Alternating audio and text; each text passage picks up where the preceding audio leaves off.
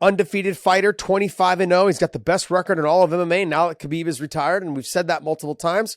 But he's just sneaky good. He doesn't do anything too flashy. He doesn't do anything too great, but he's found a way to out-wrestler some of the best wrestlers in the game right now. You know, Ed Ruth, Logan Storley, his transitions, his scrambles, all of those scenarios and situations, he does a phenomenal job at.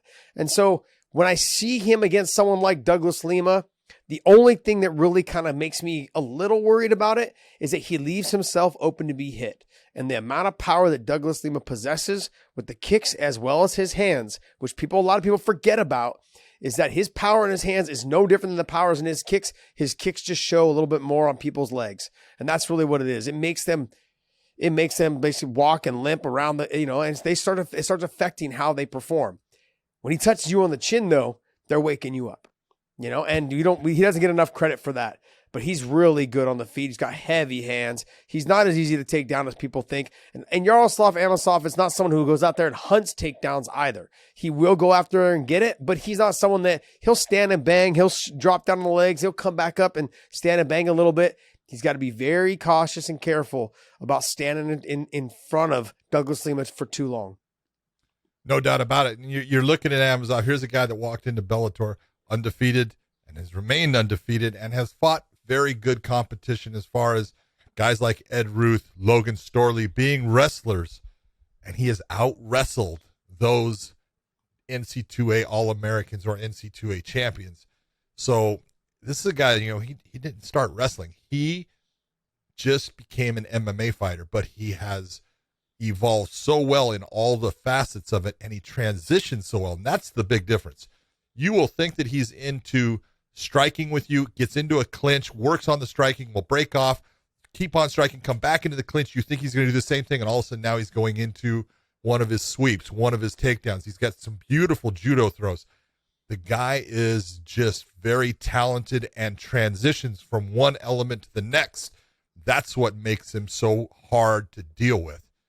It is the difference of power, though. That's what I see as the difference here. And the one thing that I look at an opponent, not a common opponent, but I look at a guy in Andrei Koreshkov, a guy that took Douglas Lima's title when Douglas Lima had a bad knee injury and was taken down pretty much at will by Andrei Koreshkov, who decided, I don't want to be in the stand-up with this guy. I come in as a kickboxer, and this guy is too good in the kickboxing as far as the power that he delivers. I don't want to have to eat that. I'm going to put him in a position where I believe I can do damage to him and not get damaged. It was a great game plan long ago. And then Douglas Lima came back and now has 2 wins against Koreshkov. And most people don't want to fight Andrei Koreshkov. Koreshkov is a beast, but he has got very good takedowns. He's got good wrestling, and he's very similar in a lot of ways as far as his transitions with Amosov. And so I believe that Douglas Lima, being the guy he just has fought. I'm not saying that Amosov has not fought good competition. It's just that Douglas Lima has fought better competition. You look at the resume, in Bellator, you can say, Eric Silva's a good fighter.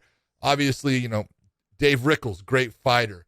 Mark Lemminger, good fighter. Logan Storley, great fighter. Ed Ruth, all of them are talented, but they're not of that talent level that you can look at Douglas Lima. Now, Douglas Lima's last fight was against Mousasi, and he lost.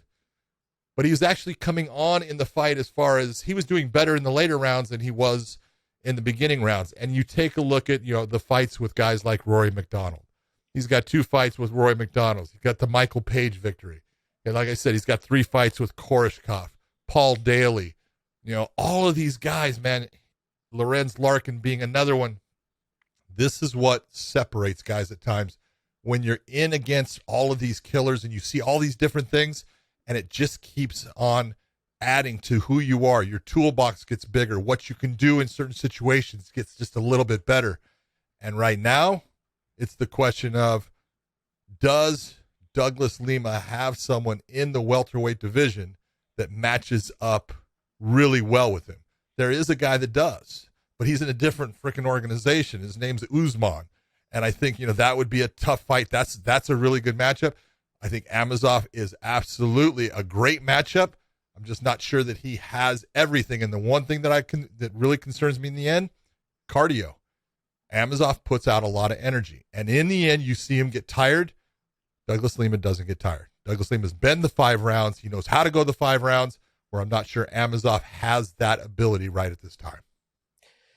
Well, I think what he's got to do is make look, I talked to Austin Vanderford about him. What he's got to do is make the adjustments on his amount of rest time. If you're doing a 5-round fight and you're training 5 rounds, and I've talked to Vanderford, I've talked to a couple other people out of ATT, the guy's always training. He's nonstop. Like even when he leaves the gym, he goes, rides his mountain bikes, or he goes and runs with his dogs. Like he's super active to the point of overtraining. And I feel like it looks like that in his fights. And he's somebody who fights at a pace that not a lot of fighters can keep up with, and he even himself has a hard time keeping up with himself. And that's the problem. You need to give yourself time to rest at moments when you're on top, dominate the position, control the position, make your opponent carry your weight. He lacks, I think, the experience in terms of a fight IQ. He fights well, in scrambles and scenarios and situations, but he lacks the fight IQ in terms of how to dictate the pace of the fight. He fights so fast that he makes himself tired. So if the other fighter is more of a relaxed fighter, they'll have an advantage to that in that situation. And I think Lima will have that, knowing that he's been, like you said, 5 rounds multiple times against very, very tough competition. I mean, like Korshkov, 3 times, and then, obviously, Rory McDonald, but then his last fight with Gegard Mousasi, him going up in weight and going 5 rounds with him, and Gegard having to be carried out of the cage after that because of his legs, because of the leg kicks from Douglas Lima. He possesses the power. There's one thing that I will say, Douglas Lima, sure, maybe he doesn't get tired, but he also doesn't fight at a fast pace.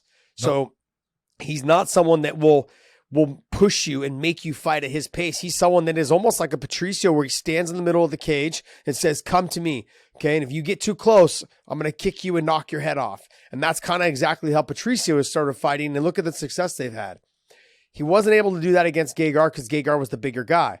But when it came down to it, Lima did more damage throughout the fight. He didn't get the win because Lima wasn't as active. But like that's exactly what I was saying. He doesn't have a big output. And if Amosov can make him output more than he's used to, will he get tired? I don't think Lima will get tired, but I don't think he'll be able. I think there'll be some rounds that he will lose if he doesn't get the knockout. And that's like with Amosov, he moves a lot. You've got to walk him down a little bit. You've got to cut the cage off. He moves, he strikes, and he moves back in and out. But it also could set up what you saw against Michael Venom Page. When he steps in to throw and Lima throws that leg kick, he could drop him a couple times with that. And the fight will start to change, and the lack of movement will start to change if Lima starts touching that leg, which we've seen opens up the chin. And so there's a lot of what ifs in this situation that I'm talking out my ass right now. But the reality is there's so many different ways this thing could go, because Yaroslav could take him down. He could wrestle him. He hits submissions, which is very impressive. I want to make sure we get into that portion of him, because he hits transitions from positions that we haven't really seen from a whole lot of people. When I was given the example of Tony Ferguson, it was unheard of when Tony Ferguson was hitting Darces from his butt, not even in guard, but just hitting it from his butt with his legs out, legs locked together, hitting those submissions. Well, Amosov did the same thing to Logan Storley and almost finished the fight. And so he has these tricks up his sleeve that he likes to use in different ways on how he scrambles as well. When you think he's lost the position, how he scrambles to get to the top. That's what he did with Ed Ruth. And Ed Ruth's like a cat. When it comes to wrestling, his scrambling is one of the best in the game. And he did that all through college at Penn State. That's what made him a national champion, multiple-time national champion. You know what I mean? And so the scramble itself is really where I feel like he needs to make it a dirty, grimy fight. Make Lima fight in positions that he's not normally used to, because he used to be in the controlling fighter. He controls where the fight goes everywhere because people respect his power. If he can get it to be a kind of a scrambling type dirty fight, mix it up from the feet to the ground to the wrestling, I think Amosov's got a chance. But can he do it for 5 rounds? That's the other thing, John. And so there's a lot of what ifs, man, that got me scratching my head going, shit, I can't wait to see this fight. That's the best part. When you look and you go, I got a championship fight where, the champion could definitely win. Challenger could definitely win too. And you're not sure exactly who's the guy that's going to control the pace and location of this fight. And it may change back and forth throughout the fight, because we do know that Amosov can definitely put somebody on their back. He has that ability. And although Lima is incredibly hard to take down, Gegard Mousasi, first round, took him down and did damage to him. That was the round that Gegard actually looked great in and did a lot of damage to Douglas. And from that point on, it was Douglas doing most of the damage in the fight. Yeah. Gegard had his moments and got a close decision victory. But, Douglas Lima is a beast when it comes to the power that he possesses. When he decides to go and he decides to throw those leg kicks or throw those hands, he does damage with them, and he alters what you do as his opponent, which makes him very difficult to, defeat. And then we'll see how Amosov is able to handle those situations. 100% agree.